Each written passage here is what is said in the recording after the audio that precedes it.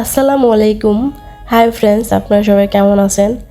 সকাল সকাল আপনাদের মাঝে ছোট্ট একটা মিনি ব্লগ নিয়ে আসলাম।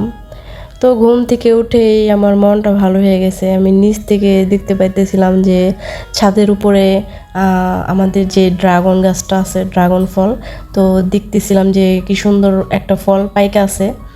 তো ঘুম থেকে ওঠার পরে এরকম যদি দেখি ফল পাইকা রয়েছে, তাহলে তো অবশ্যই মন ভালো হয়ে যাওয়ার কথা, তাই না?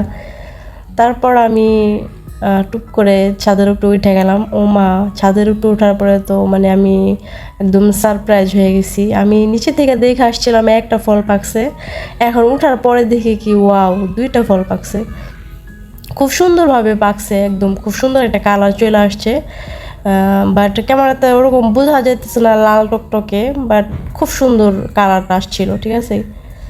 তো আমি দেখে আর লোভ সামলাতে পারি নাই, ছিঁড়া ফেলছি একটা। তারপরে এটাও ছিলাম, একটা ফল একটু বড় আর একটা ফল একটু ছোট।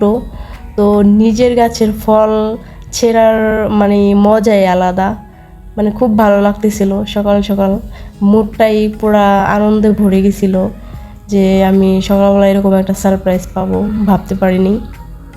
তারপরে ফল দুইটা নিয়ে আমি ছাদে থেকে নাইমা যেতেছিলাম। আজকে বৃষ্টি বৃষ্টি ওয়েদার, সকালে বৃষ্টি হয়েছে বাট এখন বৃষ্টি নাই, বাট